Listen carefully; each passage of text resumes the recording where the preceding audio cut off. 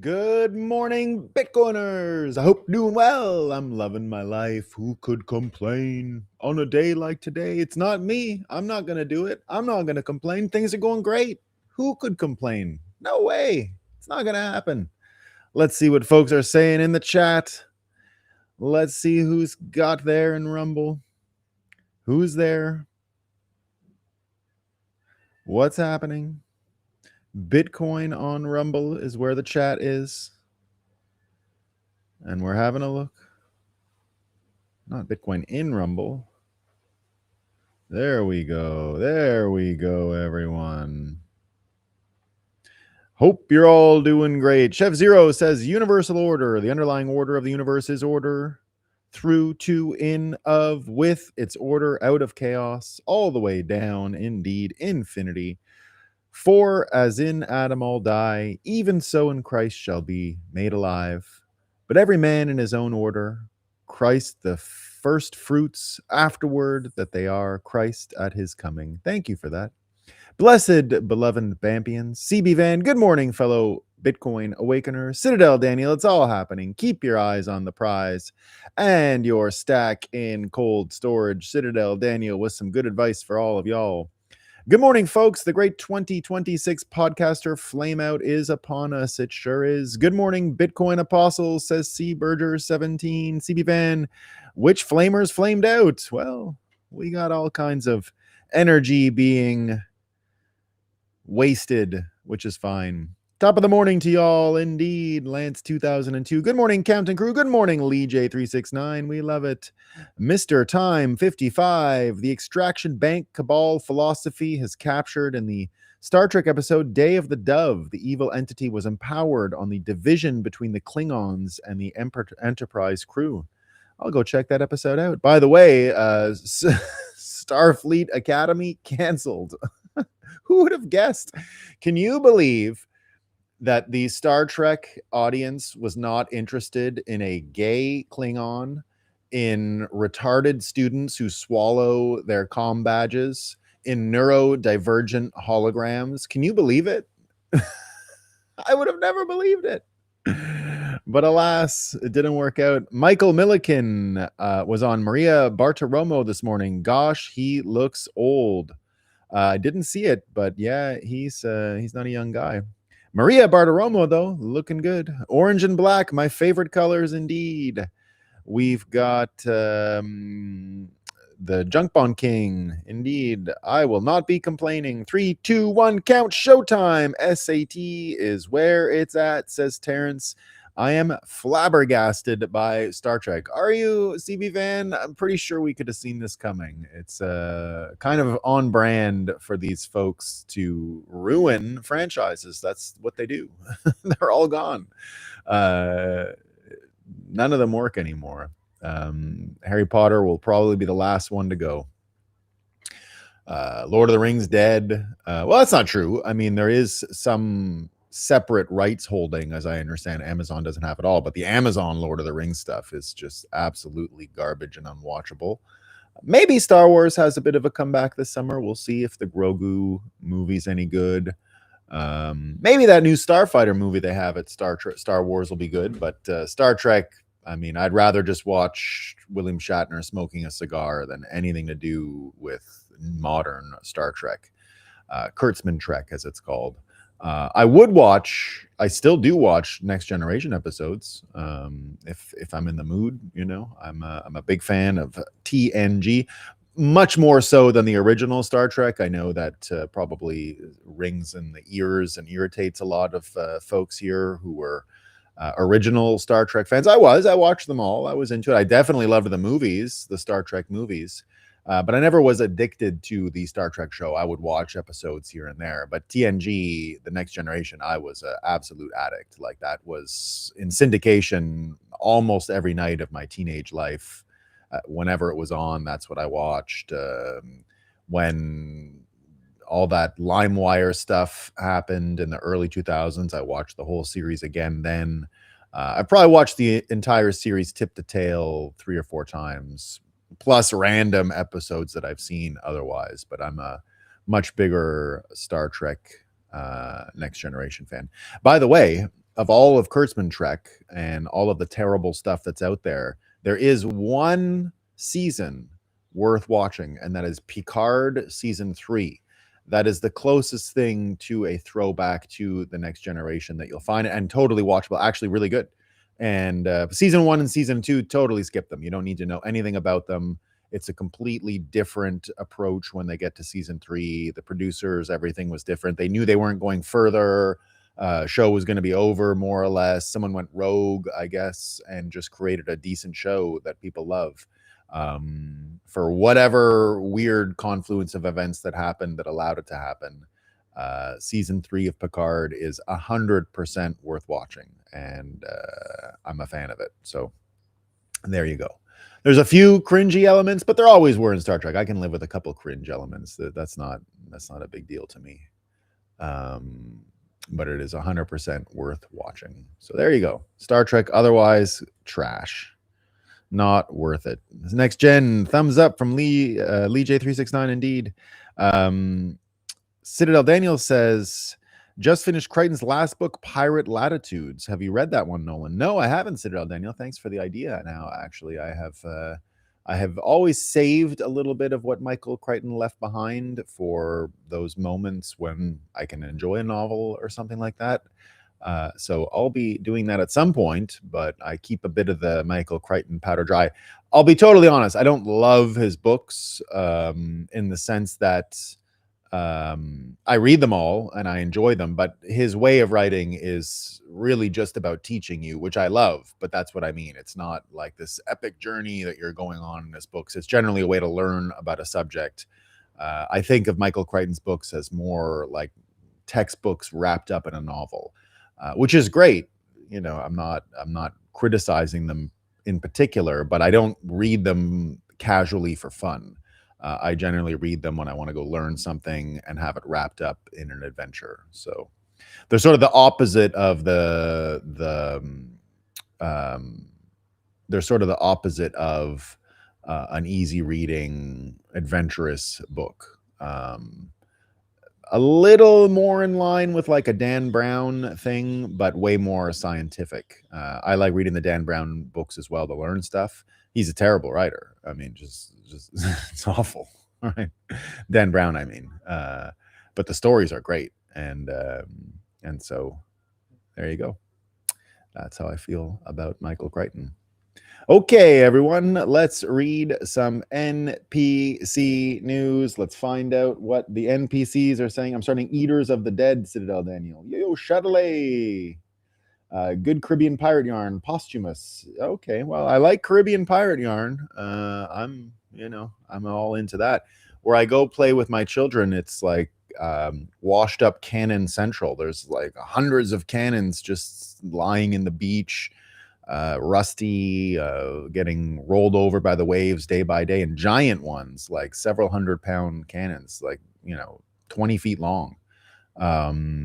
Some small ones, some big ones. They have kind of a feature that they put up where on the peninsula they did mount a bunch of the cannons for tourists and stuff like that, and that's why we go there. It's kind of like an old citadel type setting where there's dugouts and trenches and cover for cannon artillery and stuff like that.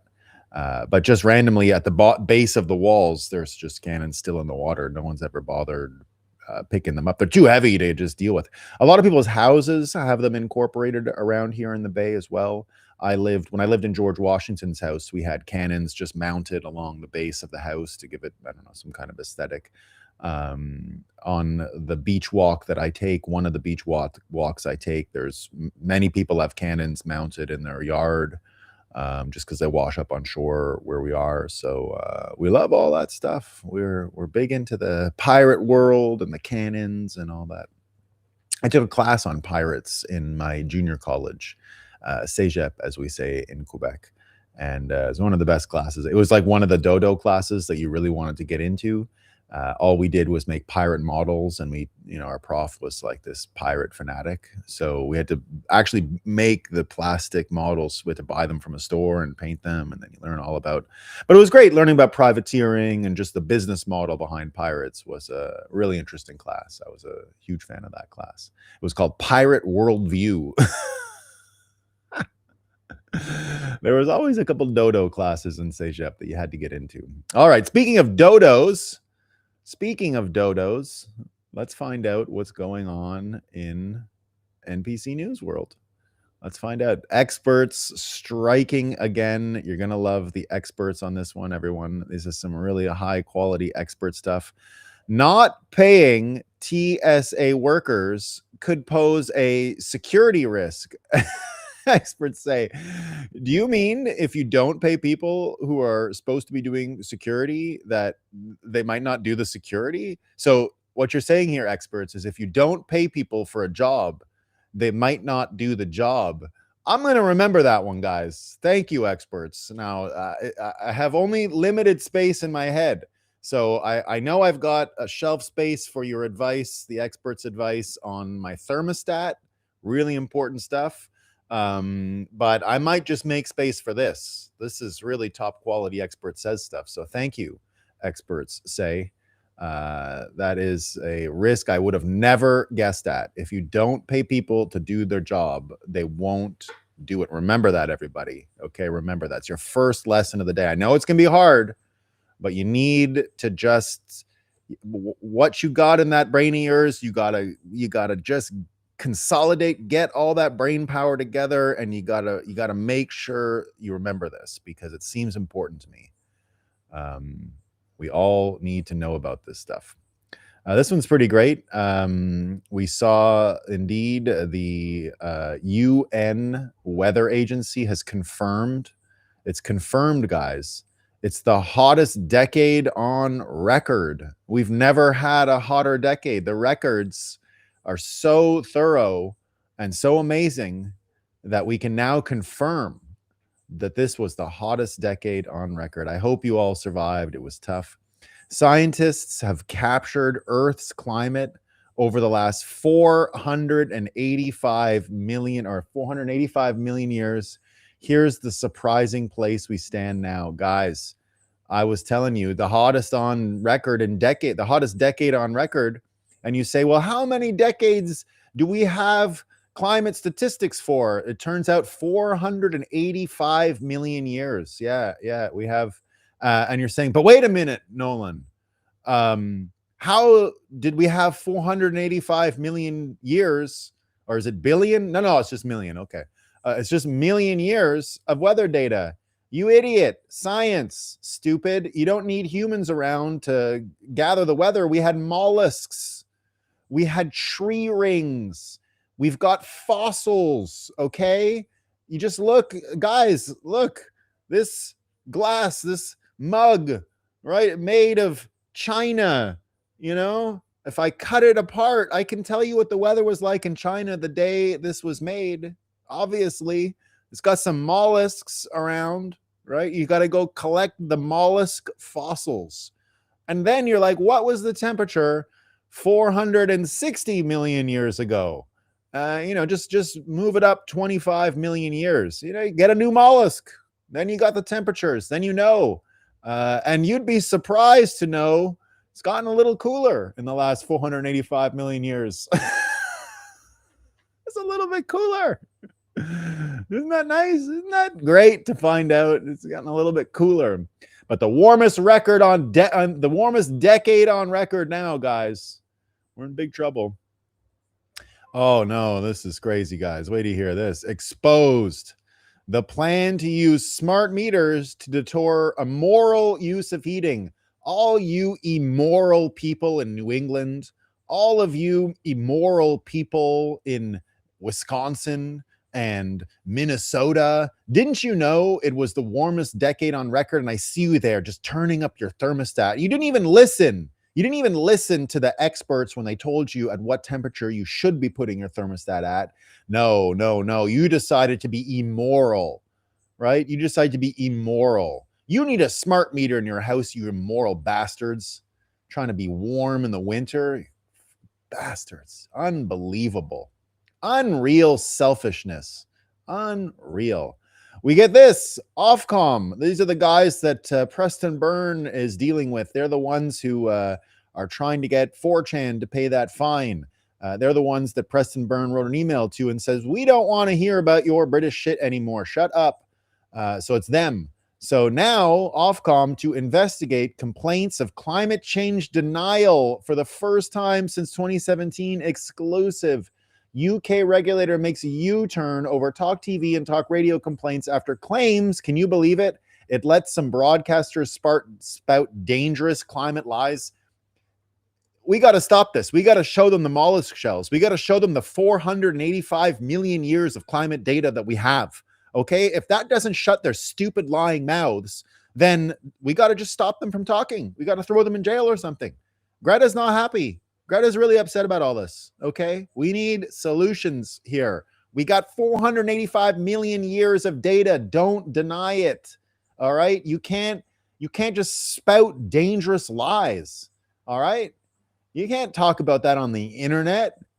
Right? Climate science skepticism and denial. It's a criminal offense, guys. Trust the experts. 485 million years of climate data. Are you doubting that mollusk shells exist? Are you doubting that tree rings exist? All you got to do is look at them. Just look at the tree ring. Just get a tree ring. Look, you need look in the tree rings, and there's one little one. That means it was too cold or too hot. Something happened. The weather was different that year. God, you can tell. It's easy. Tree rings. All the truth is there. And wouldn't you know it, the World Meteorological Organization, of course, yesterday with a press release, Earth's climate swings increasingly out of balance. Guys, we had such a balanced climate all forever for 485 million years. It was just like chill. It was just like the same. It was like California. And now the weather's, can you believe it, changing? Can you believe it? You New Englanders, what have you done? What have you done in New England? It's all that immoral heating of yours. You know, you heated your thing up. You didn't listen to the experts. You turned that thermostat a little too far. And everything, poof, out of balance. 485 million years of balance gone out the window because of your immoral selfishness. I don't even know what to do with you people. Unreal. Unreal. We get this. Turning from climate science to ABC News. A federal judge is allowing the release of deposition videos of 2 former Doge staffers, ruling that the risk of embarrassment and reputational harm is not enough to overcome the public interest in the videos.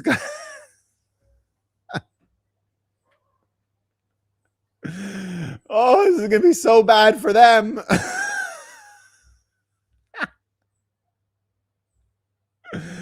They're not going to, it's not enough. They're going to be embarrassed. And we get this. This one's good from the Financial Post. Why U.S. victory in Iran would be bad for Washington. It's going to be bad. The U.S. doesn't want to win. It's going to be too bad. We don't want it to be bad. We want good. Of course, America losing its ass and global oil markets going to shit would be good for America. It'd be great. It'd be the best. The best outcome ever. That's what we need.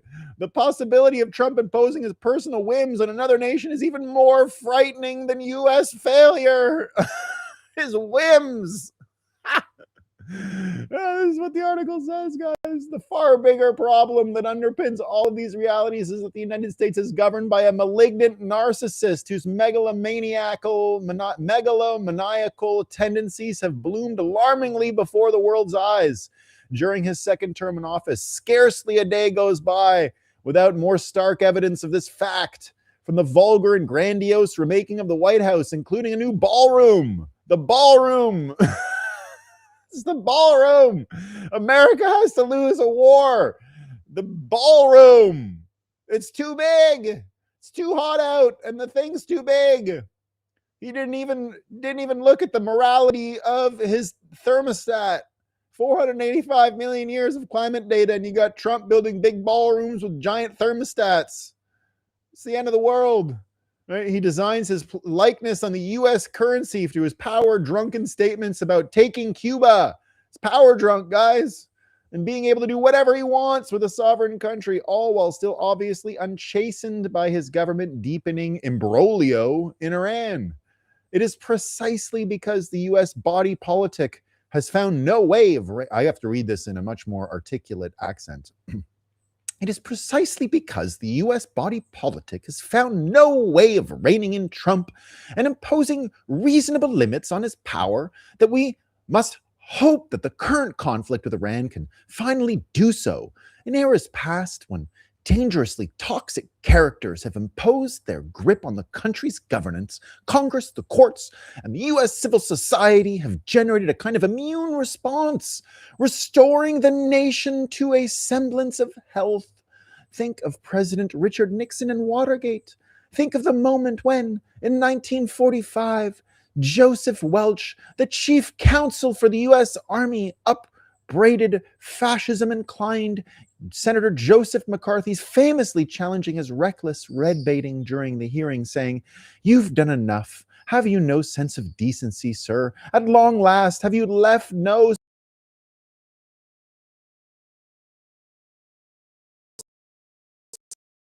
sense?" What's the freezing all about? Let me shut down some windows. I think I got a Windows, too many windows up.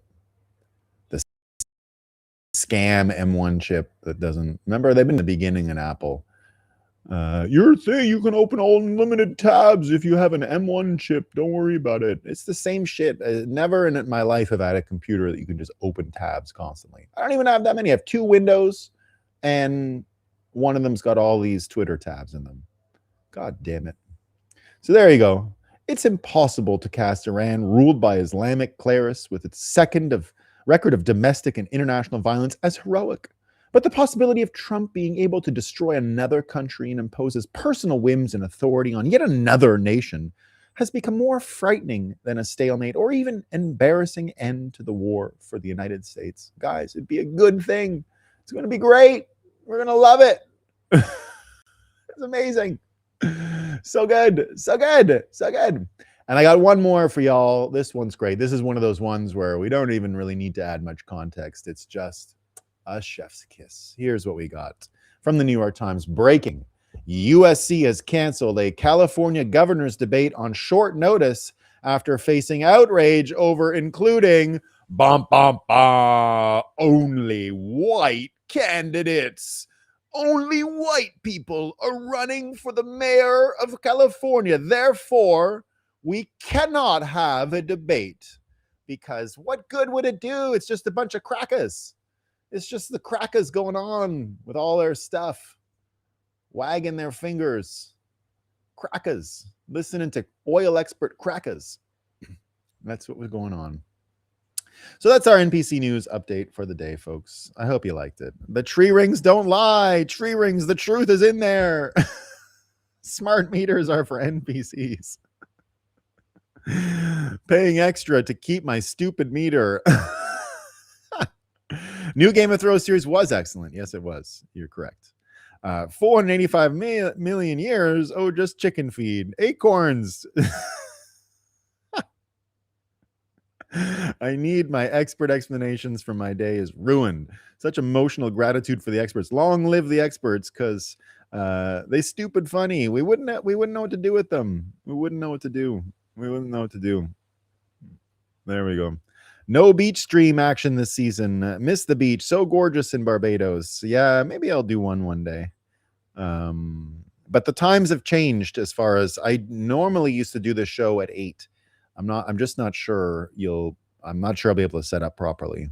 And I think my membership is over any day. So yeah, maybe we'll try something on the beach. But also the internet sucks down there. It did not get any better. So I don't know. We'll see. Maybe not. You're right. Maybe not. Maybe not. We need a ballroom. America doesn't have room for its balls. So good. So good. So good. Okay. There you go. So let's move on to some Iran stuff, find out what's going on in Iran. I don't say Iran. I never will, by the way. Iran. I hear all these people saying it Iran all the time now. Never. Iran. Iran. Iran. That's how we do it. All right. So first up, another IRGC general popped. BitPain says, I don't think people internalize how demoralizing and destabilizing it is to have successive iterations of your leadership eliminated without a single meaningful casualty inflicted in return week after week for a month. This war is basically a coughing baby versus a hydrogen bomb. Now, this notice who's been targeted for leadership now, it is all IRGC because whoever Trump is dealing with, it is the IRGC they need to get under control. So it looks like this faction approach that Trump took this week by saying that he's negotiating and then people saying not with us, not with us, all of this trap has forced this situation to a head. And it looks like indeed, even CNN yesterday had to admit that Trump is in fact dealing with counterparties over there. Trump yesterday said the following in a press conference. Here he is. I'll play the audio from it and we'll talk a bit. Because they're going to make a deal. They're going to make a deal. They did something yesterday that was amazing, actually. They gave us a present, and the present arrived today. And it was a very big present worth a tremendous amount of money. And I'm not going to tell you what that present is, but it was a very significant prize. And they gave it to us, and they said they were going to give it. So that meant one thing to me: we're dealing with the right people. Is that nuclear related? No, it wasn't nuclear related. It was oil and gas related. And it was a very nice thing they did. But what it showed me is that we're dealing with the right people. Because, you don't know, because the leadership was killed, all gone. Khomeini, all gone, as the expression goes, the past supreme leader. And then the new supreme leader was racked up, at a minimum, racked up pretty good. And everyone else was gone. And then many of the people in the third tier are gone. But we're dealing with a group of people that I think turn out. And the present, the gift they made to us was very significant. And they said they were going to do it, and it happened. And they're the only ones that could have done it. Jennifer? Was it related? So that says to me that Trump's keeping his finger on the escalatory button, but that this group now has a chance to consolidate and create this. And it sounds like it's a commercial deal. So we're getting closer to the scenario, the Venezuela scenario for Iran. It looks every day like we're getting closer. Oil prices collapsing on all of this news. Huge divergence, by the way, now between the UK price of oil and the Texas price of oil. Further lending to this idea, I think, let me just check right now to see what we're at. Because I've been tracking this real closely. Oh, Brent way down now too. Let's see what we got for the UK oil. Yeah, up around, okay, so it's a little higher than it was last night. We're back up to 98 for UK oil, while American oil is at 87. So the spread went from about 5 US trash tokens to a little over 10 US trash tokens a barrel. It's over 10% difference now between the price. Now, this is not abnormal. It's different grades and qualities of oil and different markets and all that stuff. But this divide ends up creating a lot about the framework that we've been talking about here, about the price of oil and how important the oil flows around the world are to understanding this conflict. Bill O'Reilly had a comment on it yesterday as well, and I thought it was worth sharing, so I'll bring up that audio.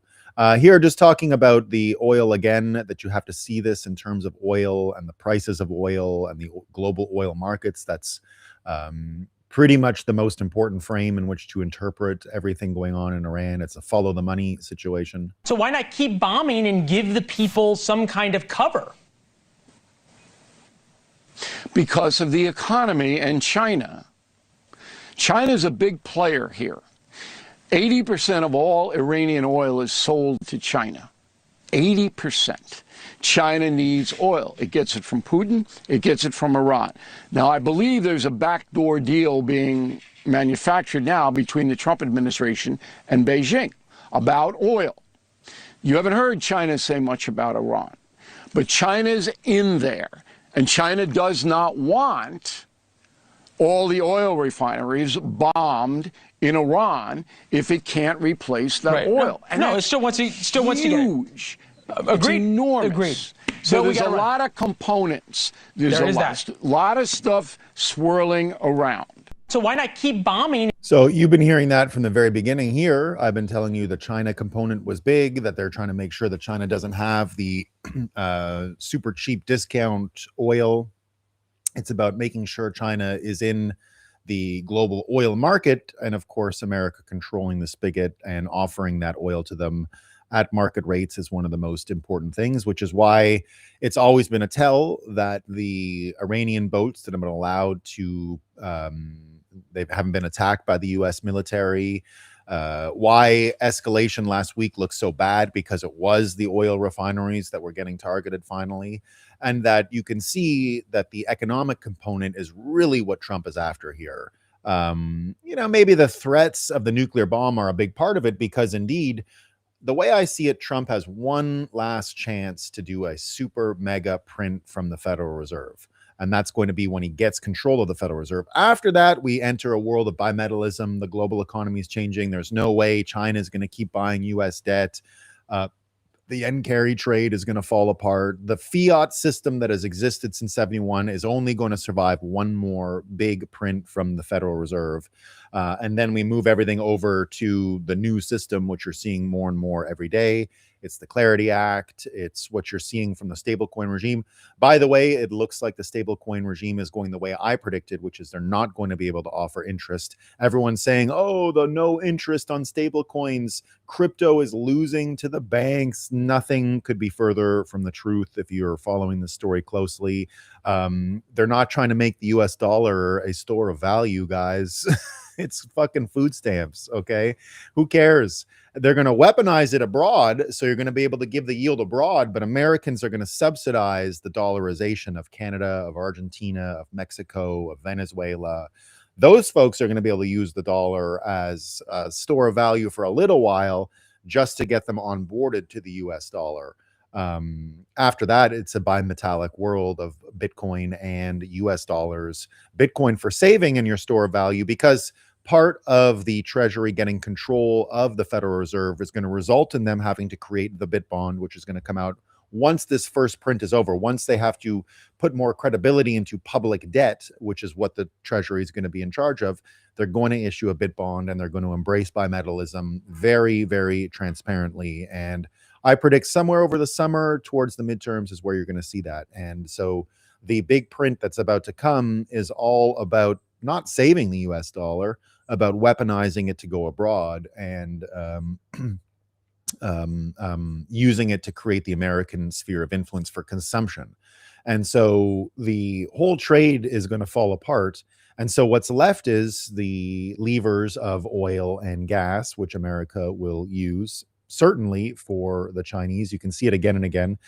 India announced it's buying some of the Iranian oil stranded in tankers. Besant authorized the sale of 140 million barrels of oil, worth up to 15 billion US trash tokens. As a result, gas prices are dropping. Iran gets nothing as the funds are frozen until a new Iranian regime takes place. Rod Martin says, the people on your television pretending Trump had no plan are TDS victims. Of course, Trump had a plan. And the smartest guy in his team, Scott Besant, had all of this, especially the maritime insurance piece, figured out from the first. And again, that's why this is headed straight back to America and the conversation around the Federal Reserve, because that's the real story here. And just look at what America has done with all this stuff. Iran accidentally handed the U.S. permanent LNG dominance. Qatar's LNG is offline for 3 to 5 years. The U.S. was already building a replacement. North American LNG capacity could more than double by 2029. The chart was drawn before the war. Now it looks like a strategic master plan. Projects coming online. all these Corpus Christi, Golden Pass, LNG, Port Arthur, Rio Grande, from 11 whatever those things billion cubic feet a day to 28 plus billion cubic feet a day by 2029. Ras Laffan produced 10 billion cubic feet a day, now offline for 3 to 5 years minimum. So an important change. Hold on, I got a frog in my throat.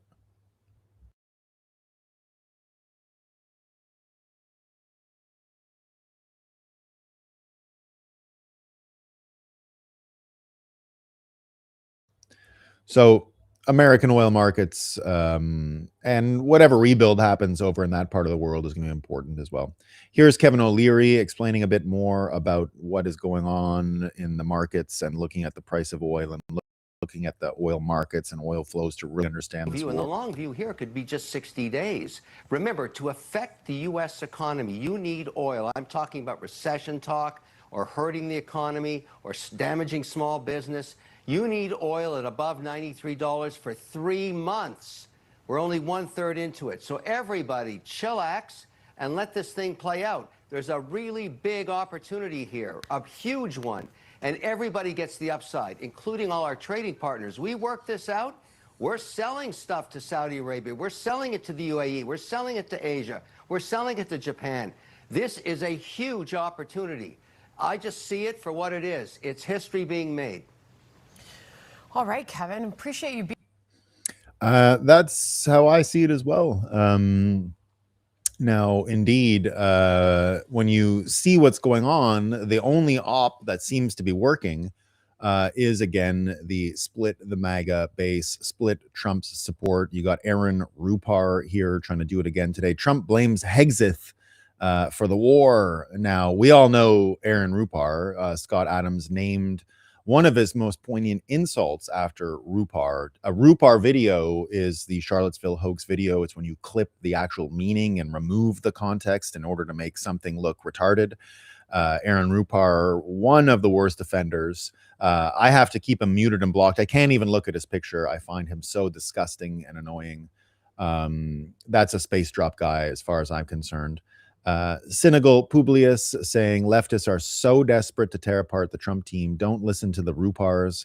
Listen to Trump's actual words. He's giving Hexith credit for being the first to identify what needed to be done. Never let somebody else tell you what someone else's words mean, even me. Always go to the primary source and decide for yourself. Now, yesterday we had a very interesting note here from Glenn Beck about this exact subject. So Glenn Beck here, you're going to hear him talk about the Netanyahu's dead videos and all of that stuff.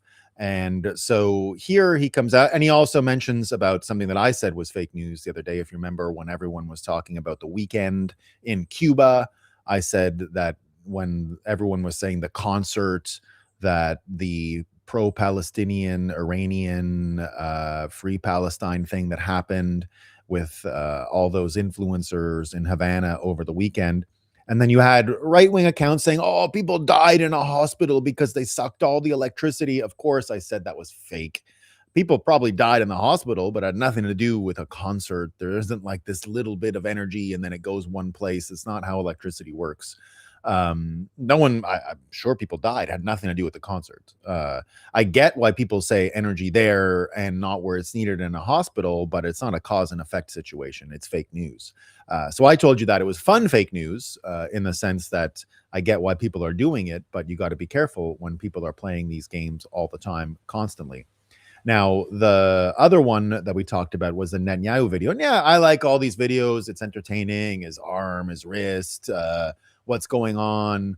But the more important thing that's happening, irrespective of what's going on with Netanyahu, comes from exactly what Glenn Beck says in this video.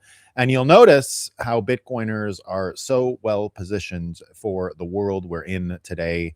He's here trying to explain don't trust, verify to people, while all us Bitcoiners know that that is a foundational for your worldview at this point. There are entire networks and state actors and ideological groups, even engagement-driven platforms that profit from the confusion.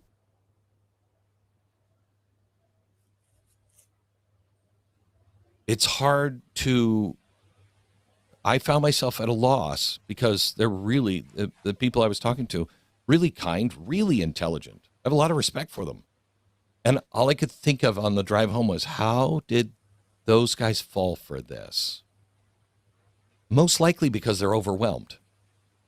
Most likely flooded with more information in a day than previous generations saw in an entire lifetime. Our brains are just trying to keep our head above water. Our brains are just trying to keep us alive. And so we look for shortcuts. And this is what the brain does. We trust what aligns with what we already suspect. So if you're already suspecting that this is dirty, we trust things when we see them. We're like, yep, that makes sense. The brain intelligence, remember, is just pattern recognition. If we trust that it's not dirty, we don't trust that. Okay? And slowly, without realizing it, we stop verifying and we just start absorbing. This is not a new problem, but it's an epic proportions now because of social media. And it's only going to get worse. If we don't understand how our brain works and what is happening to us, you're just not going to make it. You're just not going to make it. Okay, because this is not about Netanyahu. This is about everything. This is about absolutely everything that we're facing right now. The answer used to be trust the institutions, trust the press, trust authority. All of that's gone. Okay, the answer now is harder. Trust, but verify. But you have to verify. You have to cross-check. You have to hold your own conclusions loosely until they're earned. And there's lots of sources that are mainstream sources that would have absolutely been gleeful to report this story, that don't agree with Israel. They don't have a soft spot for Benjamin Netanyahu at all. There would have been tons of sources that would have been. So the point is, don't trust, verify, like I've been saying for a long time, is starting to become standard operating procedure. And this kind of mental upgrade, this kind of psychological upgrade for the American mind is the only way out of the trouble that we got ourselves into with this fiat apocalypse. Remember, fiat being government words as money, government credibility and debt as money, required propaganda to propagate. There was no way to get the system to turn and make the flywheel function without it. So because it was based on propaganda, the propaganda became so sophisticated that what you've got now are peoples whose minds are just completely caked with layer after layer after layer of narrative, of projection, of manipulation, of psyop, one after the other, decade after decade, acorn after acorn, 485 million years of science data like that. People are willing to accept that because of how retarded they become. People are willing to accept that some scientist can do his little science thing and say, wow, I got 485 million years of science data. Check it out. And it's getting warmer. Be careful. Completely crazy. Obviously crazy. Which is why I've been saying that the kayfabe frame, understanding kayfabe, is important, because the only way to cut through all of this stuff and the don't trust, verify meme and to make that reality and to cut through all the brainwashing that's been there has been through getting people induced into these conversations. Because if you don't, look at what it looks like, right? This is Hochul, the New York City governor, the other day. This is the conversation where everyone saw the video, right? We need them to come back, she says, right? Hochul pleads for wealthy New Yorkers to return from red states like Florida, Texas, as tax base eroded. Everyone laughed at this video, but then you go over to Reddit and it's like fake Fox News, AI, it never happened. They never left. And Reddit Lies says, politics is in denial that Kathy Hochul said the New York tax base has been eroded after millionaires flee the state. Upstate Federalist says, this is a great example of you can tell Democrat voters exactly what their leadership is doing, and they think you're lying. It's on video. It's not AI. She said it to a live audience. But this is the pattern recognition thing. So don't trust, verify works for sure But don't forget, we're pattern recognition machines, but we're bad at it. We're terrible. We're not good at all. And even the best of us, even the highest IQ of us, are still terrible at pattern recognition. And it's what is one of the reasons why we're so easily prompt engineered. It's one of the reasons why we're so easily, you go back to the Matrix, right? The movie. I hate bringing up the Matrix, but the idea in the Matrix, and it's one of the scenes where the Merovingian, remember, he's cheating on, he's trying to get that other girl all turned on, not Monica Bellucci, and Neo is with him, and he gives her that cake, and then it goes into her reproductive organs and all that stuff, and you find out that food and the code that comes with the food is influencing people. She didn't mean to do that. And just like Neo, he's always taking candy, he's taking the pill. The Oracle always offers him candy, but when he goes back to her the third time and he finds out it's a scam, he refuses the candy now, because now he's aware that the patterns that are induced from letting this stuff into you, letting this stuff, not having enough cognitive security, even eating food, will create this action reaction. And so it's an important point in the movie where he's viewing this woman become overwhelmed with sexual lust because she ate the cake which had the code in it and turned her on, which the Merovingian then profits from, which is in the end why that lady helps Neo and helps him get the keys and all that stuff. So if you remember that scene, and you remember the pill, and then every scene the Oracle is offering him red pills, except he denies them in the third movie, because again, he understands that the pattern, that the pattern recognition, letting these prompt engineered influences, the code that comes from the food, influence him, would leave him vulnerable to manipulation and vulnerable to someone else's whims. And he's now aware that the Oracle is doing that to him, that she's part of this game. So the reason I say all this is because the pattern that I see in all of this, and the don't trust, verify way of viewing this war, has to be done through the one story that doesn't require hallucinations, that doesn't require anyone to mind read Trump. Remember the article we just saw from they hope Trump loses or America loses because he's a narcissist. All of it was based on mind reading, right? They knew Trump's thoughts, and it's just that he wants to be the king and all this stuff. That doesn't make sense, right? The idea here being that you need a story in order to prompt engineer people through narrative pattern recognition, to lead them to an outcome that you want, obviously, because the brainwashing is so thick, you can't just tell people. They're not going to listen. You have to use kayfabe, use these patterns, and use these scenarios in order to set this stuff up. And which is why the idea of what's going on in the Middle East has to be viewed from the point of view that Trump and the oil markets and the flow of energy really has to do with his fight with the deep state and the city of London, because it doesn't require any hallucination to see it that way. It's why we've seen Trump prosecute this war. The true war, if you listen to Tom Luongo here, is really about all of the flow of information, the architecture behind the consensus building narrative supply chains that are out there. And we have narrative supply chains. That's how these patterns end up being recognized. That's how the kayfabe narratives come out. Now, I told you, the minute you sense that Epstein stuff is going to be back in the news, that's when you know the Iranian war is about to end, because the point is to move this stuff so quickly. The Epstein stuff, of course, is related as well to all of this City of London stuff.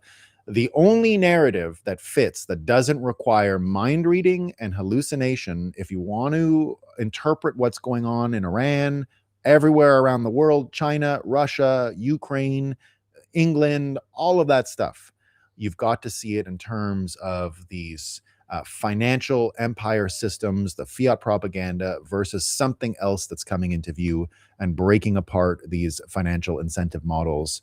Tom Luongo here speaking with Marty Ben sees it exactly the way we do, and I will play this video for you. Indeed, you'll see here why it's important.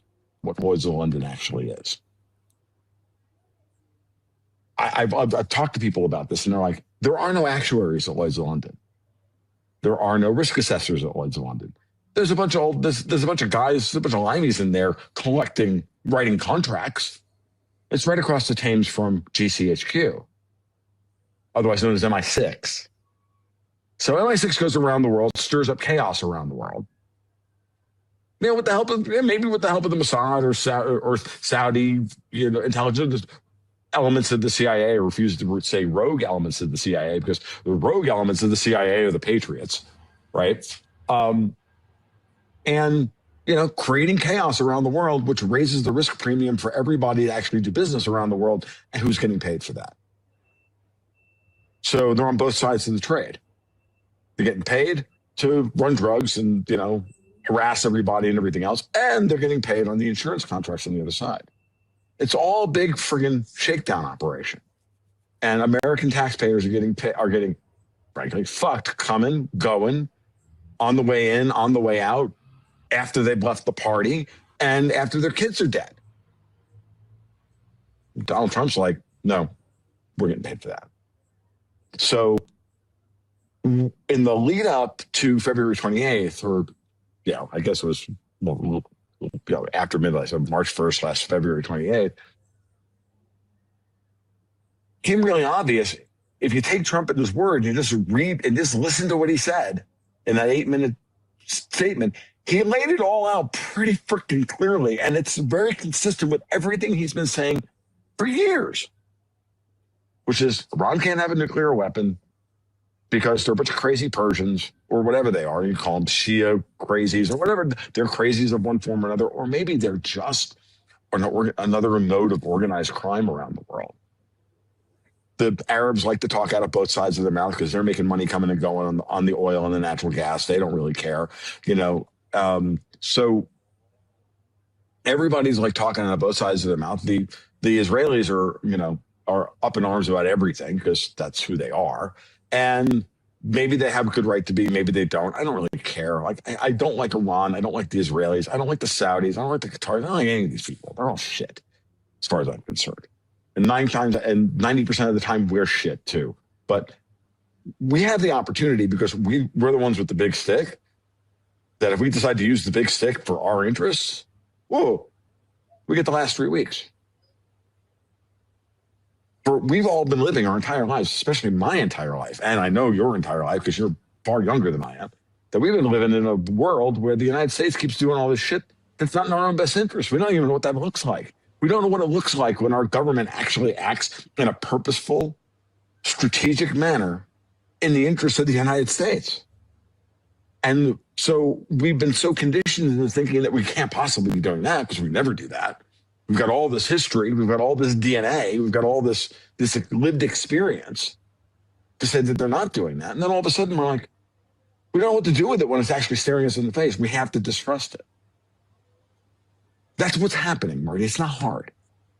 We're literally saying London doesn't get to pull the insurance vig. They don't get to control the pricing of oil around the world. They don't get to do this. They don't get to do that. They don't get to fund all the proxies. They don't get to play these games because London is at the center of Venezuela, Jalisco, Vancouver, Hong Kong, Singapore, this one, that, all of it, and Iran and Israel. And this is the hardest part that people have to realize, is that they're on both sides of the trade in a lot of these conflicts. They're funding, they're always like handing money at guns and whatnot. And again, and that is what has been going on since the U.S. Revolution. That's been the fight. Tom Luongo goes further here, talking about the Strait of Hormuz, and says, John thinks he's speculating here. So here's the Hormuz hypothesis. What if the U.S. Navy isn't in a hurry to reopen the strait? And indeed, he's not far from why this all lines up. Trump is absolutely in charge of the escalatory ladder in the Strait. Once the U.S. gets the shipping insurance industry, it also gets to control the oil futures pricing leverage. The real prize here is that and ending this conflict once and for all. Trump rightly understands that this has multiple benefits for Trump. John rightly understands this has multiple benefits for Trump. I've been saying this from the beginning. Iran is not the real target here. London and the globalists in Davos are. Removing their proxies from the equation is part of the process. And you can already see the results. The von der Leyen here backing off its decision to ban Russian oil. He's got them over a barrel. Earlier this year, Brussels announced that a decision to ban all Russian oil will be made on April 15th. Now, European leaders have decided to not even put the issue on the agenda. They can't. Here you see the Royal Navy headed to the Strait of Hormuz.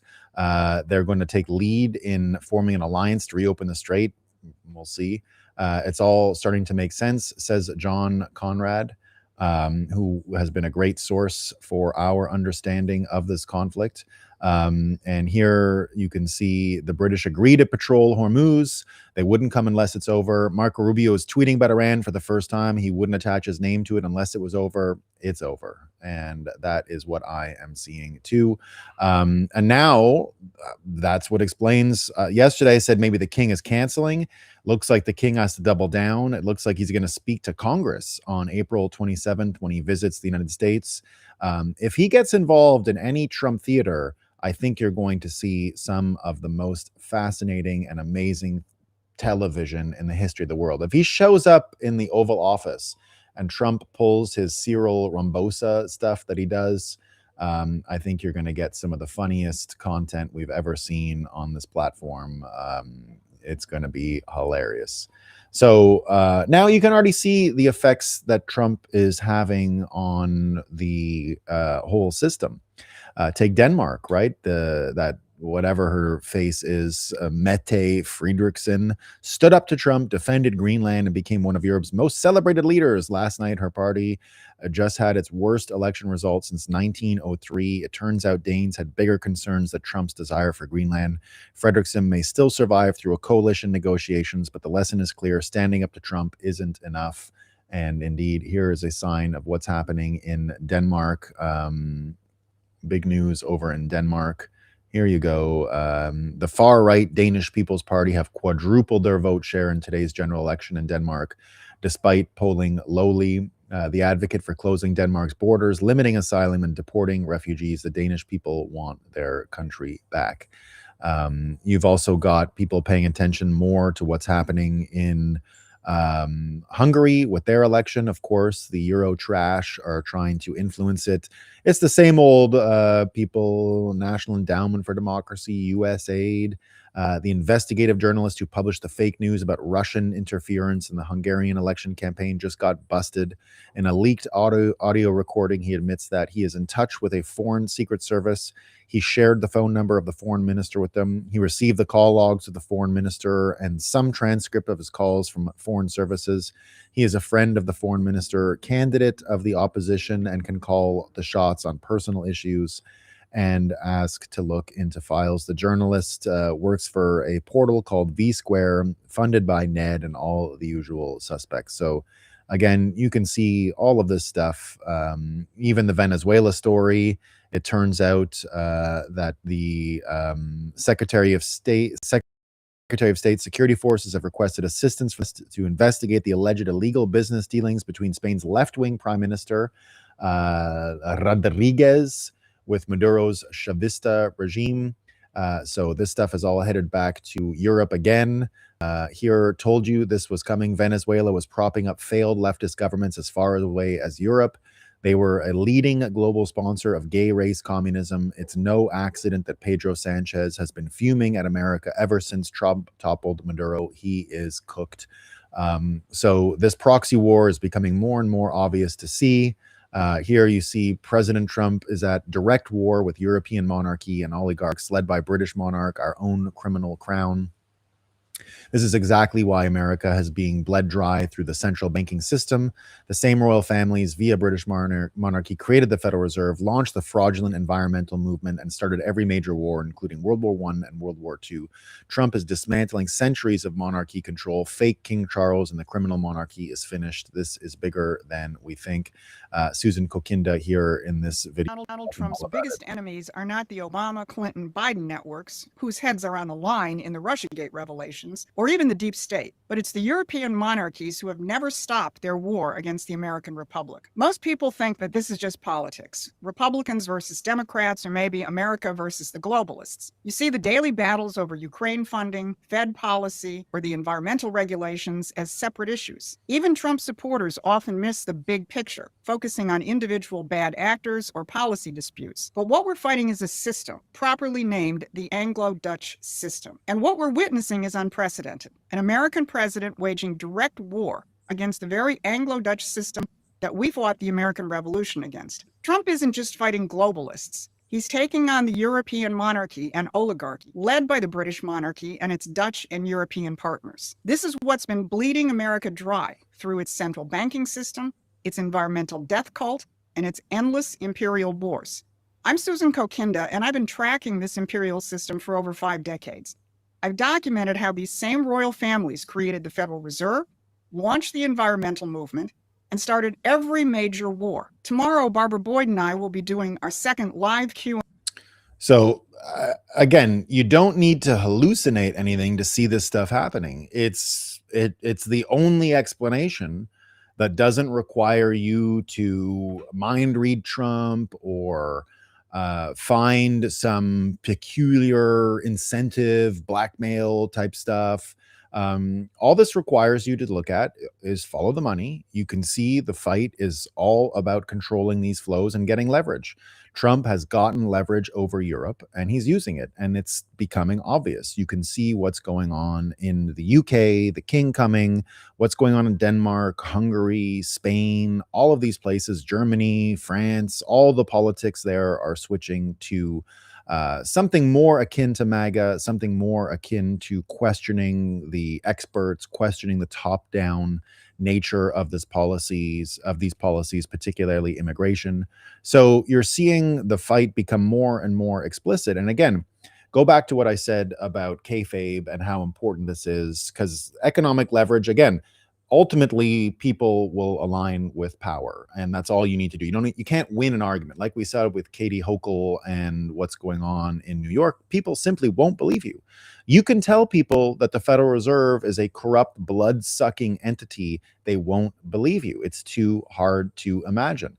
The best thing you can do is create an alternative system, get a bunch of people wealthy using the new system, having the new system be actually productive instead of extractive. Use that productivity, use that wealth creation in order to attract more people to your movement. That is the kind of thing that changes minds. That's the kind of thing that creates chemistry. That's the kind of thing that aligns people. And that's what's going to be required. Again, if people were logical and not just weak pattern recognition machines, we'd already be on a Bitcoin standard. We're not logical. We're not rational. We're nothing of the sort. We're self-preservational. We'll try to save ourselves. And that's one of the great things that Bitcoin has exploited. It just exploits people's own selfishness and aligns it in such a way that we can have a healthier system overall, simply because of incentives and alignments. And it's why I predicted that as we move through this Iranian situation, which is about getting leverage over the crown, getting leverage over the city of London, getting leverage over Europe, that the next phase would turn back into the Epstein story. Everyone who tried to tell you that Trump was doing Iran because Epstein was in the news is lying. Epstein was already out of the news because the promise of catching Trump was already neutered. It wasn't happening. And so people are not interested in Epstein if there's no Trump at the end of the rainbow. And if Trump isn't at the end of the rainbow, then they don't want to hear about it. If they find out it's a Democrat scam, they don't want to hear about it. Trump, who's a master of the wrestling kayfabe, a master of getting people to follow narratives. When I told you last week when the Trump statue showed up again in the Washington Mall, I said they're firing up the engine again. If it's a Trump at the end of the rainbow, everyone's going to be interested in the Epstein files again. It's the only way to make people interested. We know that because the Democrats had 4 years to bring up Epstein and they refused to. It was only when it was potentially harmful to Trump, which is what Elon Musk was the one who really got that going. It's when Elon Musk said that during their fight last year that you really saw this start to transpire. Now, other people get it. You had the semaphore guy on Joe Scarborough today saying exactly what I'm saying they can't fall for the Trump Epstein thing again. If the Democrats thought there was a smoking gun on Donald Trump, I suspect somebody in the deep state would have released that when Joe Biden was president. This is called resist the Epstein. Well, and you know, Ben, we've had on over the past week, just to underline all this, we reported on, of course, the fight inside MAGA, which to me at least seemed like the relevant part of this story, because we had Ken Delanian, David Rode, and Tom Winter up front saying, you can believe what you want to believe, but we have been reporting for 2-3 years. There's no magic file. There's no magic political bullet in there. You're not going to open this up. I mean, it's going to end up basically being the political equivalent of Al Capone's tomb. There's going to be no there there. That's what Tom Winter was saying. And when we talked to Ken Delanian at the end of the week, just to underline that fact, he said, you know, I'm at the Aspen Security conference at the Forum. Nobody out here is talking about, you know, Epstein. They're talking about Israel, Gaza. They're talking about Syria's new government. They're talking about China. They're talking about Russia, which really leads to your point here. Again, you can talk about it if you want to, but if MAGA's not divided on this, chances are good, according at least to NBC News, there's not going to be any smoking gun coming out over the next 2 or 3 or 4 weeks. Yeah, I mean, it is also incredibly entertaining to watch people hoisted by their own petards on this one. True. And, I mean, True you know, that. and like, but I have to say, like, since I wrote that piece, the email is, I've gotten a ton of email that's basically like, how dare you look away from the smoking gun that will finally stop Donald Trump, and I don't think that's Wait. Did you ask them where they were from 21 to 25? So it's a trap. And you can tell it's a trap. So these guys were wrong about all of that. Of course, we found out a lot. You're going to see more of this come through. And the idea, again, that if there's a chance to get Trump, it's exactly like what the lower third says, how to resist the temptation. They're not going to be able to. And you can already see the trouble it's got them into. This is why you're going to start to see it become a story again, because it is related to that wider fight with the British Crown. And we saw yesterday, indeed, or on Friday, the Rothschild Bank in Paris got raided. Rothschild raid just got bigger. French prosecutors say diplomat Fabrice Aidin transferred UN Security Council briefings to Epstein. Epstein had access to classified international intelligence. This is no longer about money. This is about state secrets. And Epstein file search has more, saying breaking French police just raided the Paris headquarters of the Rothschild Bank as part of its Jeffrey Epstein trafficking investigation. We're seeing arrests and raids related to Epstein in every country except the US, who continues to protect its rich folks. And indeed, that won't be the case much longer. This week so far, Rothschild Bank raided in Paris. Apollo lost 12 billion in market cap. 12 women sued the FBI for 100 million US trash tokens. Cadaver dogs deployed to Zorro Ranch. The files are working. And it's indeed why I think you can even tell the following here. This is from John Conrad again. Back to Trump's motives, Trump's strategy, how kayfabe works, what's going on here, saying, I recently read the biography of Wilbur Ross, the former Rothschild banker turned Commerce Secretary during Trump 1.0. Early in his career, Trump went on a ruthless media campaign against Ross. So how did they become friends? Turns out Ross was just a vehicle Trump used to get messages to a group of people he actually needed to influence. The taco Democrats always point to times Trump threatened something and backed down. MAGA always points to threats he followed through on, saying he told you exactly what would happen. The disconnect is simple. Nobody asks who the intended audience is. Sometimes the message is for the person, organization, or nation in the post. Sometimes it's for a group not mentioned directly. In the latter case, I'm told he back channels to the actual target separately. If you're wrong about who the message is intended for, of course it looks like a taco. But here's the thing, some groups you can't attack directly. The media or political fallout would be catastrophic. Sometimes the only way to deliver the message is to shout at someone else entirely. And again, look at who the connections were to this fella and why it's there. And it's also why you're going to continue to see the kayfabe, because here we have another one of these cases where, and have you noticed all these?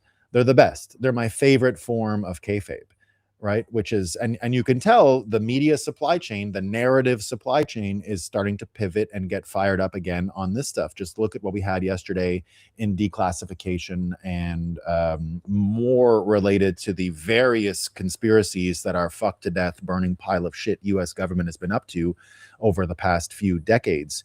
Here you can see a judicial wash lawsuit has forced the FBI to admit the existence of a secret room, another one. Another one. Why do they keep finding these secret rooms? It's a secret room.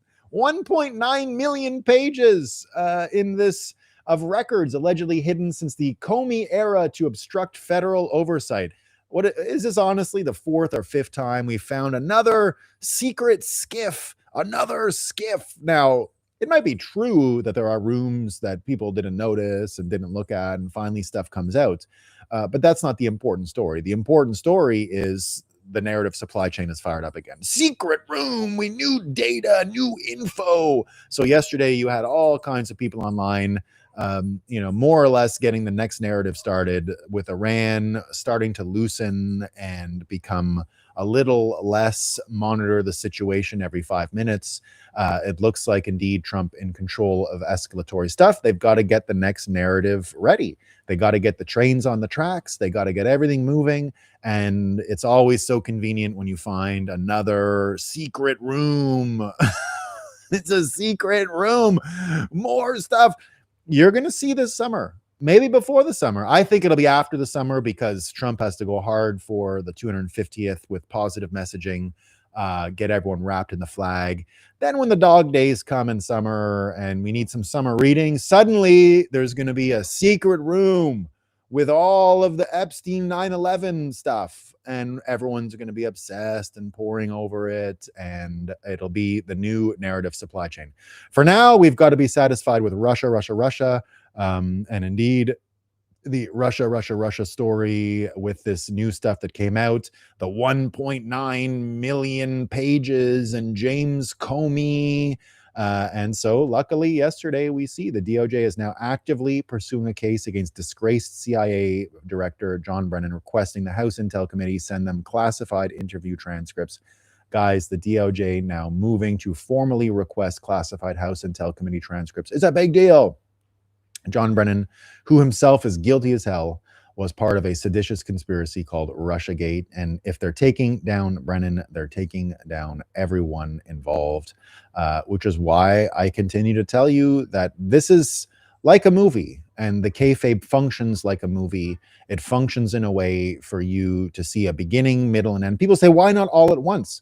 Well, I just explained that. Why not all at once is because it's too much information. It's an overwhelming amount of information. It's what Glenn Beck said. It's an overwhelming amount of information.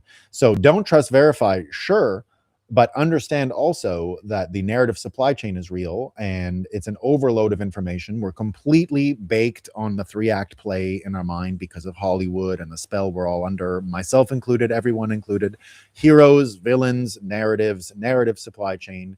You push that forward, you get people to see the patterns. Now that's why there's going to be all kinds of stories about this now. You're going to get people calling for them to be prosecuted again, even more. And so what you're seeing here is the next few months of the narrative supply chain starting up. It's why you're going to see, again, not just this, Jack Smith stuff came out yesterday as well. Jack Smith's team, Arctic Frost stuff, the kind of Stalinist relationship mapping is what Denver Riggleman did for the J6 committee as well.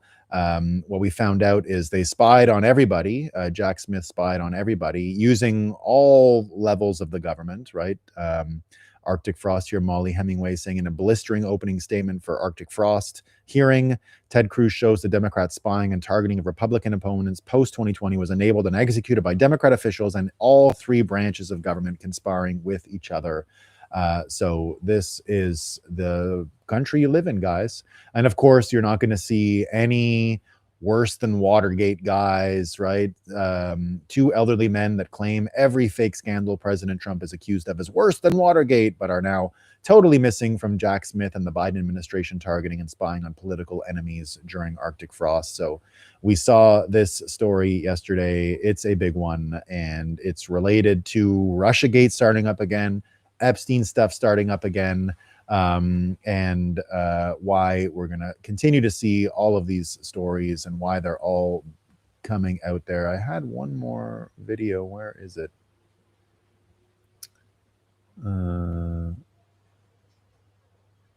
This was the wrong one. Hold on.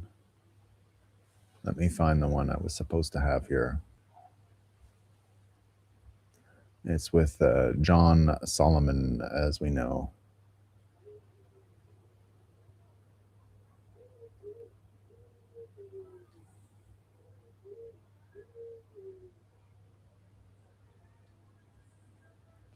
There we go. So indeed, the Arctic Frost stuff looked heavily at Kash Patel, members of Congress, all kinds of folks. Here's John Solomon yesterday on Fox describing what was in yesterday's revelation. Yeah, listen, there are 4 consecutive codename investigations that the FBI targeted at President Trump. Crossfire Hurricane begins with Russia collusion. Then Round River, which deals with Ukraine. Then Plasmic Echo, which deals with classified documents. And then Arctic Frost, which is the aftermath of January 6th. The man twice elected by the United States people to be their president was under constant FBI scrutiny for 10 consecutive years. And many, many people are swept up in it, as you so articulately pointed out. Most of those people were innocent, but their privacy and their intrusions were significant. We learned today 3 really significant things. Kash Patel had 2 years of his phone and email taken. He obviously is innocent, never got charged. He got confirmed as an FBI director. He's got a security clearance. He obviously didn't do anything wrong. We learned today that 14 members of Congress were targeted in just one meeting with Jack Smith and prosecutors. That is a dragnet, basically fishing expedition to look for some dirt on the opposition candidate that was likely going to run against Joe Biden in 24. And that's where the parallels with Watergate come up. The third thing we learned today, I think is very important, Chuck Grassley raising questions about the accuracy of Jack Smith's recent testimony to Congress. He said he and his team did not rely on the January 6th Select Committee for much evidence or for much of their case. Today, they released emails saying they were going page by page through the evidence and logging everything, suggesting that the staff was actually deeply using January 6th. I'd be watching for a possible referral from Senate Judiciary Committee Chairman Chuck Grassley. One final note, just want to real quickly mention, I heard the word wiretap a lot today during the hearing. I have not been able to confirm any wiretap on Susie Wiles' phones. There would be a Title III notification she would eventually get. No evidence that ever came. I'm not even sure that a phone call was recorded yet. Not been able to confirm that. So I just want to caution people on the use of the term wiretap, because my reporting, I've not been able to confirm it, and there are possible other explanations for what happened there. That said, the fact that they were monitoring or looking at Susie Wiles, Kash Patel, anyone, that's what raises so much concern. They were spying on the opposition. Ted Cruz, others, they even said that, what was the Ted Cruz one again? That he basically, I can't remember what it was, but it sounded stupid in the end. But the good news is, there's good news. There's good news. It's not just that, there's good news. Well, one more story too. The Merrick Garland one, Mar-a-Lago, we found out that Biden was heavily involved in it as well. So I'll play that audio for you.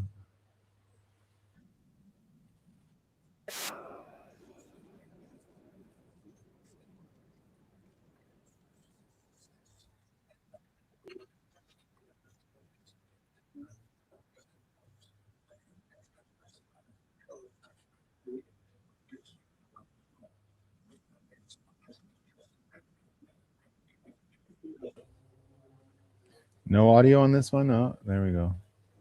Why does this happen? Nobody knows.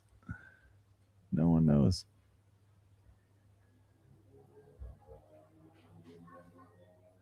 So I'll just tee this up for a second as well.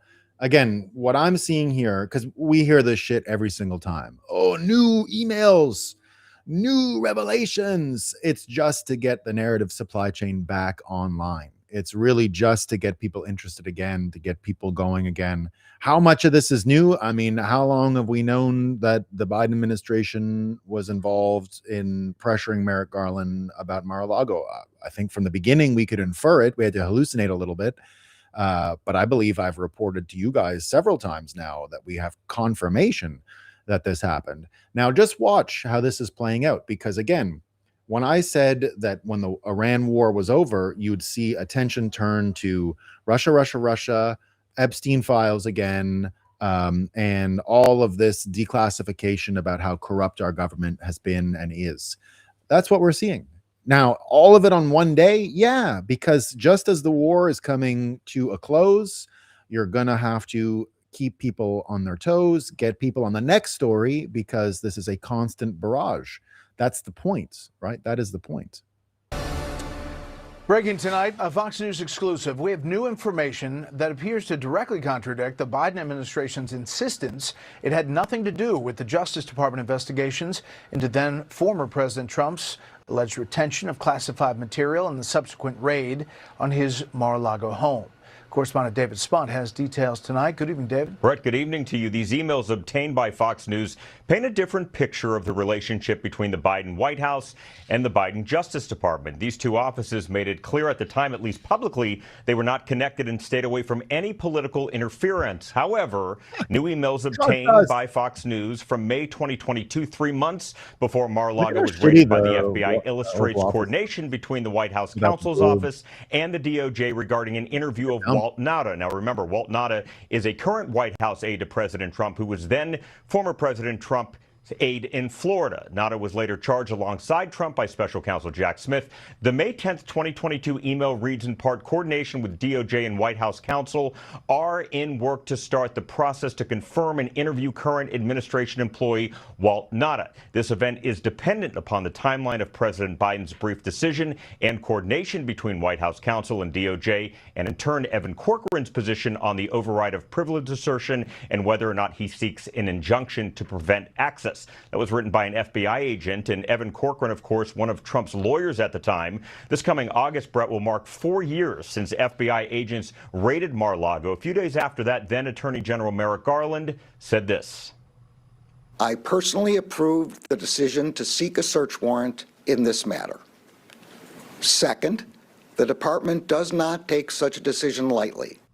And we're getting new reaction to these emails. Judiciary Chairman Jim Jordan in the House says in part, it's always worse than we thought. These newly released documents confirm that the Biden DOJ's raid on Mar-a-Lago was politically motivated. We're also hearing from Attorney General Pam Bondi. AG Bondi says the more we learn about the DOJ weaponization under the prior administration, the worse the story gets. And Brett, she says this right here. It's a key part. She says we will continue disclosing key evidence to our congressional partners to deliver the truth and bring those who committed crimes to justice. So again, they're going to continue to leak. They're going to continue to declassify. They're running a narrative supply chain, and you know where it's headed. It's just very obvious where it's headed. It's headed eventually to get people so angry about all the things that happened that they demand a season of accountability. And I think that's where it's going. Now, there was good news yesterday, as I said. The Missouri versus Joe Biden case looks resolved, and the consent decree for free speech, which we all could have predicted. This is the idea that the federal government could censor people by pressuring a private company to censor people. Now, As we all know, private companies can censor people. They're private businesses. It's the constitutional protections for the First Amendment are about your relationship with the government, not about other private entities. So the workaround, the loophole they use during COVID or any time is to pressure the companies to do the censorship. But of course, they're not allowed to order them to do that. They're not allowed to delegate the power they don't have, which for them to conduct it. A private entity is allowed to be subordinate to the federal government and orders to do so. And that's what the Missouri versus Joe Biden case was always about. And it looks like there was a victory. Indeed, it looks like the victory there. Here's Eric Schmidt talking about it, saying, "We just won Missouri versus Biden. As Missouri's attorney general, I sued the Biden regime for brazenly colluding with big tech to silence Missouri families, censoring the truth about COVID, the Hunter Biden laptop, the open border, and the 2020 election. They tried to turn Facebook, X, YouTube, and the rest of into their private speech police, labeling dissent misinformation while they pushed their narrative on the American people. Today, after years of unrelenting litigation, the deep state in historic 10-year court enforceable consent decree, it directly binds the Surgeon General, the CDC, and CISA. No more threats of legal, regulatory, or economic punishment. No more coercion. No more unilateral direction or veto of platform decisions to remove, suppress, deplatform, or algorithmically bury protected speech. Missouri struck first, and Missouri won big. This is the first real operational restraint in the federal censorship machine. It locks in the First Amendment principle we fought for. Modern tech doesn't erase your rights, and government labels don't strip speech of protection. The deep state just got checked. For every working Missouri family tired of being silenced by their own government, this victory is yours. The Heartland fought back, and the Heartland delivered. And that looks like what we've got here. Oh, dang, there. I did have the thing from, what's his name? Whoops. How am I out of order here? Well, anyway, Arctic Frost, I don't know, that was in the wrong place. So moving on, indeed, all this declassification happening. Here's some of the timing that I like about it. Joe Lang reminds us Trump is one of a kind. Here you see him talking about the weakness of Democrats in this instance. It's a pretty funny video, and I'll use that to talk about Joe Lang. Out of the country, drug dealers, murderers, they're protecting them all. I don't know how people can vote for these people. You know, I see the midterms are close. I don't know what close means, but I don't know how people can vote for them. You take a look, men. They want men to be able to play in women's sports. They want transgender for everybody. Terrible, but that's the way it is. They don't want to give voter ID. They don't want voter ID for elections. They don't want proof of citizenship for elections. And then they get to vote. They do cheat, but I don't know. It's hard to believe they can cheat that much. Just in the past few days, we've seen. So here, Joe Lang says, Trump is one of a kind. Enjoy him as much as possible. Trump knows how powerful the bully pulpit really is. And that's why he talks to the press almost daily. The Democrats have never seen anything like it. Democrats can't compete with his constant free media appearances that are exposing their lies daily and countering their narrative. They can't keep up with Trump's nonstop pace of transformation. Trump always has the Democrats on the defensive and reacting to everything he's doing on a daily basis. He won't let them even catch a breath. They've become irrelevant and don't even know it yet. And indeed, that's how this narrative supply chain stuff works. You start with this, you move to that, you get the next one teed up. Now it's going to come. That's why, again, you're going to be seeing more declassification. Just as Pam Bondi said, you're going to see more secret rooms with the 9/11 stuff, with JFK stuff. It's going to be a whole summer of that. It's going to be a whole summer of hidden truths because people can't resist that. That's the only way to pierce through most of this brainwashing. It's the only way to use kayfabe to get people into a narrative, to get people cheering on the end of a story, which ends with people falling from space. It ends with people and accountability and a season of accountability throughout all American systems. The only way you can get that is not by Trump being authoritarian and killing his enemies. The only way you get there is Americans begging for this to be done across party lines, because the truth is out there. And indeed, you can just see how bad our system is, right? Heretical Lake Loon. And one of the reasons why Trump has to play this game is because of how bad things have gotten. Let me get this straight. There's SNAP fraud, EBT fraud, Medicaid and Medicare fraud, home health care fraud, daycare fraud, medical transportation fraud, and hospice fraud. But definitely, absolutely no election fraud. Thank God. Thank God we don't have any election fraud in America. Thank God things are going great. So indeed, and this is the best they have, and this is why you're going to see election fraud stuff is just not going to work when it comes to the Democrat talking points. Here's their talking point distribution, very low persuasion. And when you see these compilation videos, you realize just how their talking point model functions, just how the top-down fiat structure of talking point propagation functions, and why it's no match for the bottom-up artistry of what's going on with the P2P information environment, with what Trump is doing with kayfabe. None of this can compete with that. And that's all you have to look at for the midterms. Even if the SAVE Act doesn't pass and all that, the theater is going to be enough to change people's minds, and winning is going to be enough to change people's minds. So this kind of stuff here, zero persuasion. And it's only persuasive when you see the compilation videos to show how stupid they are. So the compilation video is very persuasive. The individuals in this video, not so much. I don't know where you know where your birth certificate is? You know? You got to find your birth certificate. If you know where yours is, I have no clue where mine is. Do you know where your birth certificate is? Could you find your birth certificate? No, I couldn't. Could you find? I don't know where my birth certificate is. Do you have a passport or your birth certificate? Passport or a birth certificate? Passport. Birth certificate or a passport? Birth certificate. Birth certificate. Birth certificate. Passport. A lot of Americans don't even have a passport. Birth certificate, birth certificate, their birth certificate. Birth certificate or passport, birth certificate. Birth certificate. Passports. Passports. Birth certificate. Birth certificate. Passport. Passport. Birth certificate. Birth certificate. Passport. Birth certificate. Passport. Birth certificate. Birth certificate. Birth certificate. Birth certificates, passports. Birth certificate. Passport. Passport. Birth certificate. Birth certificate. Birth certificate. Birth certificate. I don't know where you know where your birth certificate is? Now, the great news is the birth certificate is part of this whole scam anyway. So if this birth certificate ends up getting so questioned that it becomes useless because of all of this questioning and no one has it, that's probably a good thing, because the whole system runs on birth certificate collateralization. The fiat system is on that. So any amount of their doubting in this system is probably a good thing. Here's Cory Booker now doing much the same, but accidentally admitting exactly how exposed the entire Democrat system is to the SAVE Act. He says it would shrink voting rolls by 5 to 10%. For reference, a 5% swing in votes would have flipped 6 states in 2020, and Trump would have won in a landslide. The Dems really rely on fraud to survive. And it's going to change people's minds, and people's minds are changing real quick for those reasons. And again, when you think about the fallout of all of this stuff, right?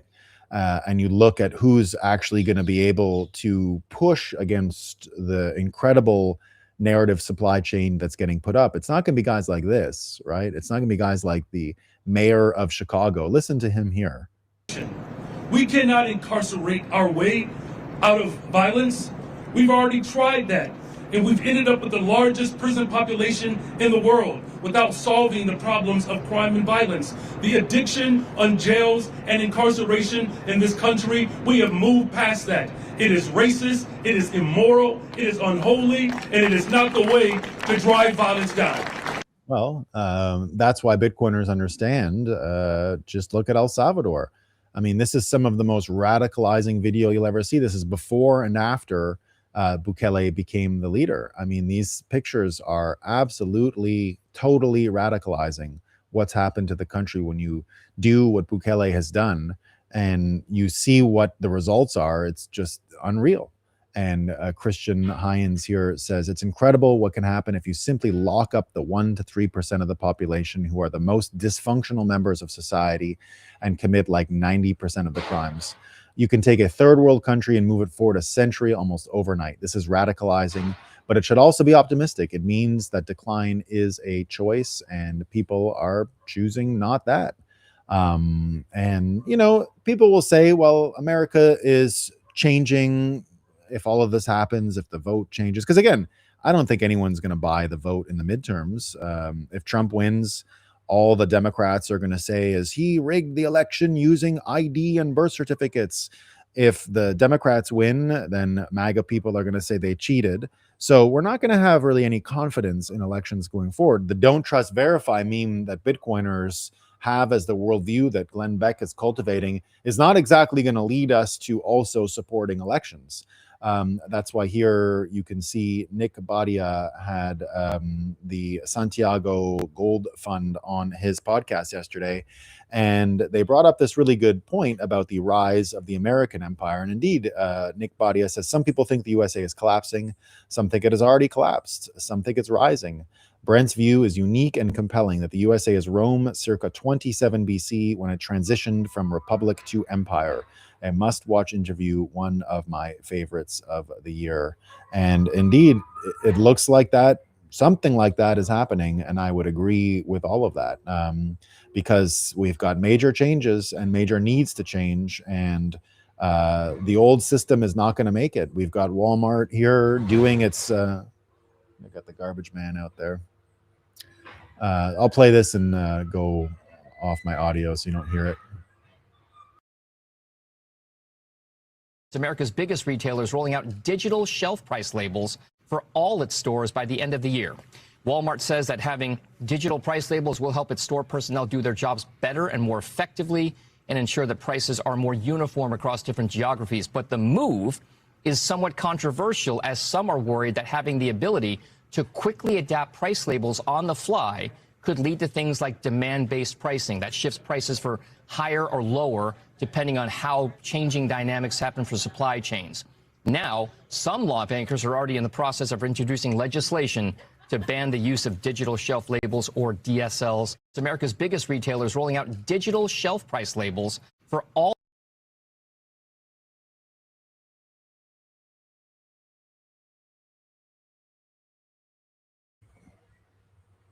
If Obama can find his birth certificate, anyone can. Exactly. Here is as well, just to let you know, there's a golden age coming, and I think things are wrapping up over there, and the proxy war between the crown and America is playing out interestingly, and I think in favor of all the people who don't want to live under this shit system that we've had. And economic requirements are going to push the market into what we all see as bimetallism. One money for consuming, one money for saving. That's going to get us out of this Weimar Republic trouble here that we see brewing. And so looks like over the summer we're going to enjoy this. And we're already getting signs of the golden age. Here's my favorite one. United Airlines just announced their new economy beds. If you needed signs that we were headed to the golden age, this is it. I used to buy or I own these little inflatable blocks that are designed just for this, to turn economy seats into beds. They fit right below the seat, and then you can have a bed out of it. But they take a lot of time to blow up on the flight and all the stuff, but they work. I've used them for my kids to sleep on many international economy flights that we've taken. So they're these little squares, but having this out there is a lot better. So golden age incoming? I think so. Everybody. I think so. So that's what we got for today. This noise is really bad. Go away. Scratchy. All right, where are we? Let's read some comments here.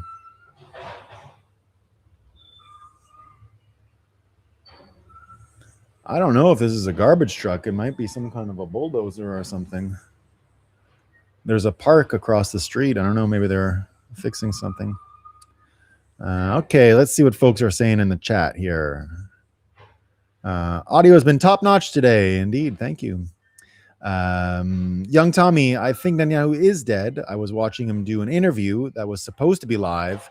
Yeah, well, if he's not dead, then definitely want us to wondering if he is. Yeah, that's what's going on, Tommy, is that having the disinformation campaign out there must be serving someone's interest. Remember, there's all kinds of people that are being led into environments where they don't know what's going on. You can't trust anything, and you can't really. I mean, that's fine, but it's what Glenn Beck said in his interview. If people can't trust anyone, they can be led anywhere. And so that's partly what's going on. So it is part of information warfare. I do believe that. I don't know what the motivation is, but it's not just by accident that people are thinking that Netanyahu's dead. There's probably a reason. And now, again, I just don't think it's true. It might be. I mean, maybe I'm wrong. But based on everything I'm seeing, there's a greater incentive to trick people than there is to hide that he's dead. Because the incentives to get the scoop would be so great that eventually it would collapse. And AI just isn't really at that level yet that you can do a dynamic press conference with real live questions and not have it glitch out more than the glitches we've seen in some of those videos. And those glitches are real, right?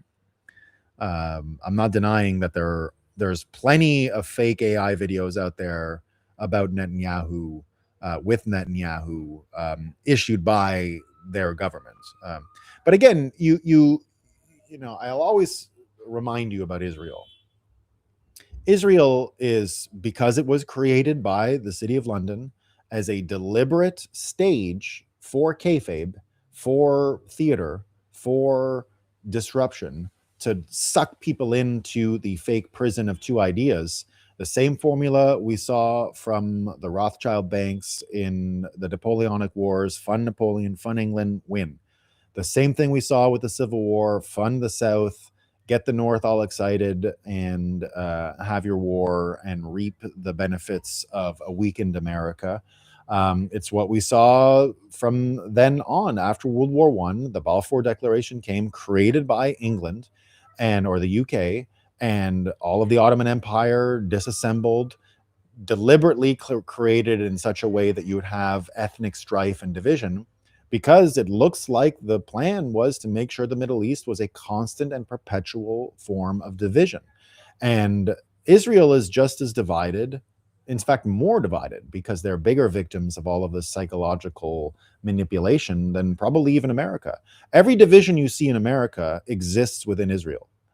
Even more, though, because Netanyahu is much weaker than Trump, and is not really like a MAGA type guy. And remember, Netanyahu fucked Trump over more than anyone. Netanyahu, I will never forgive him for being the first person, number one, to support Joe Biden in the stolen 2020 election. And that is unforgivable as far as I'm concerned. So, but I can still admit what role he plays in the system. I think he's submitted to Trump. He doesn't really have anywhere else to go. I mean, no one is his friend, but he does not control Israel. You know how much of Israel hates the guy, even within Mossad, even within the government. The Supreme Court hates him. None of them are united. They're divided amongst the same lines that America is along Democrats and Republicans, because the point of the country is division. The point of Israel is division. And so that's why it was created. It was created to divide people. And getting rid of the potential for Israel to divide people by creating, I think I saw someone in the comments here, where was it? Here. This reminds me of the call between Rockefeller and some director where he talked about the plan to run a pipeline from Iran through Afghanistan to China and from Saudi Arabia to Israel. They're building that right now. Economically tying them all up and getting rid of the division is the best thing we can do. That's the best thing we can do. That is the best thing we can do. The tanks of Barbados are rolling in. Yeah, that must be some kind of a bulldozer or something there. So it's a small park. I don't think it's going to last very long. I just can't imagine. I don't know what's going on. I don't know. It's loud though. Yeah, the whole point is to get all of this stuff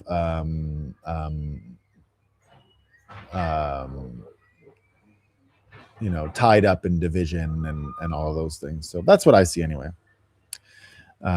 Epstein is living his 10 millionth life. Seems like now being used for various deceptions and misdirection. Absolutely. Absolutely. That's the whole point of it. That is the whole point of it. Mr. Cameron Nolan, I've been watching you for over 2 years, and I think this is your best show ever. Thank you, Cameron. I appreciate that, man. Thanks, Mr. Cameron. Thank you for that. Joining the chat more often. Good seeing new faces. Trust but verify everything. Absolutely. Got to do it. Without proof of birth, you are officially unborn. Congratulations. It's true. It's true.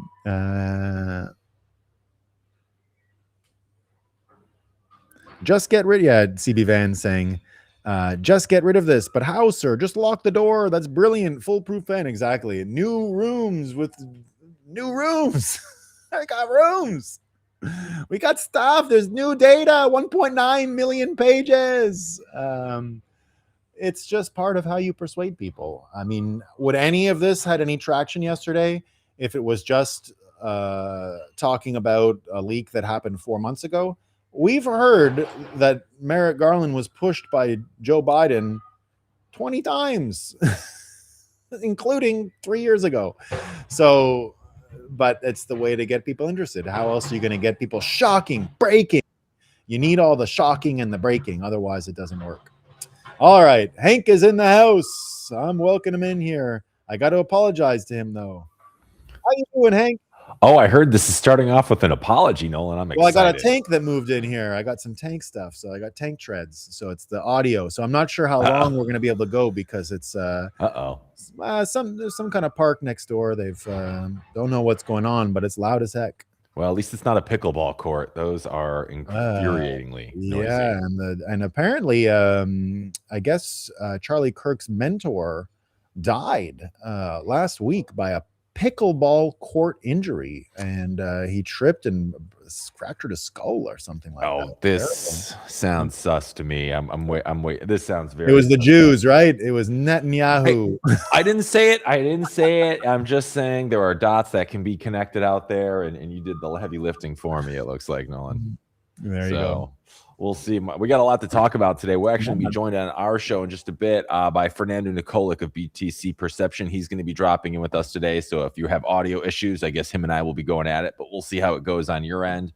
Obviously, we got new news. It looks like we're putting troops on the ground in Iran. I heard 6,000 to 8,000 is the early numbers coming out. So a lot of stuff to talk about today. What were you guys jamming about on your show? Well, we were talking about de-escalation in Iran. Those troops, I expect, will be going to the oil refineries where they all are in Venezuela as well. It looks like what Trump was talking about yesterday in terms of negotiating partners. It looks like the whatever balance is happening within Iran, they're popping off the ones they're not negotiating with. And it looks like they do have a counterparty there. And when Trump alluded to a very valuable gift, I think it is Carg Island, exactly where these soldiers are headed. Mm-hmm. And indeed, it looks like the Venezuela deal is going to be crystallized. That's what we were talking about today, in that the royalties from Carg Island, that's why the valuable gift was given. They're going to flow to rebuilding Iran.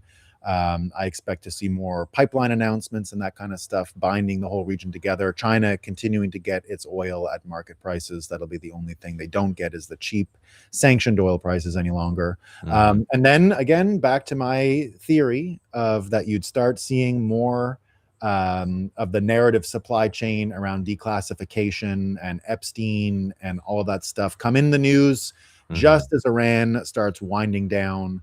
And that's what you're seeing now. Big arrests yesterday. The Rothschild Bank in Paris, all Epstein file stuff raided.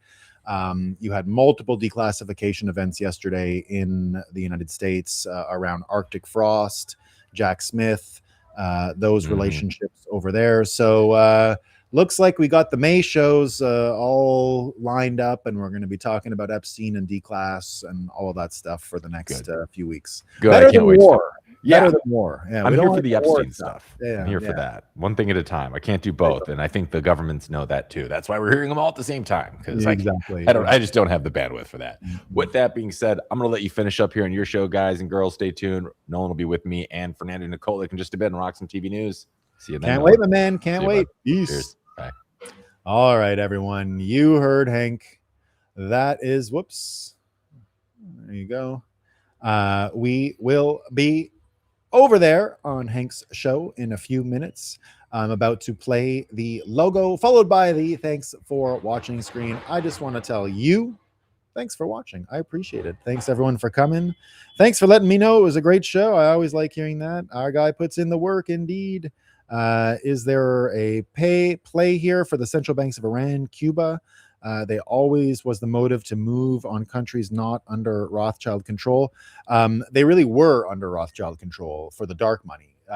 When they say they're not under Rothschild control, the point was there's a transparent form of their banking, and then there's their shadow banking. And they had always cleaved them in two. So the point of Iran was that they had all this off the books money from the oil and all that stuff that they could use to manipulate markets in America. So they were never they were not even close to being out of the system. What happened was when the Chinese took over, go back and look at when the deal starts to get formulated for China to take over Hong Kong. That's why they have to move everything out of Hong Kong and over to Iran. As expressed very eloquently in the Asian Saga by James Clavell, and why it all ends during the 1979 Iranian Revolution. The same people that did the Opium Wars, more or less, the drug dealers just moved to another place, and Iran was the right place to do the deal. So that's what happened. That's what happened, everyone, as far as I can tell. So there you go. All right. I assume the theory was more messaging of the stats. Yeah, correlation. Yeah, indeed. It was the point of Iran being not central bank bound was so that it could manipulate the central banks in a way that wasn't transparent to the markets. It was just another system of control. All right, folks. Logo. Thanks for watching. Peace. See you over on Hank's show.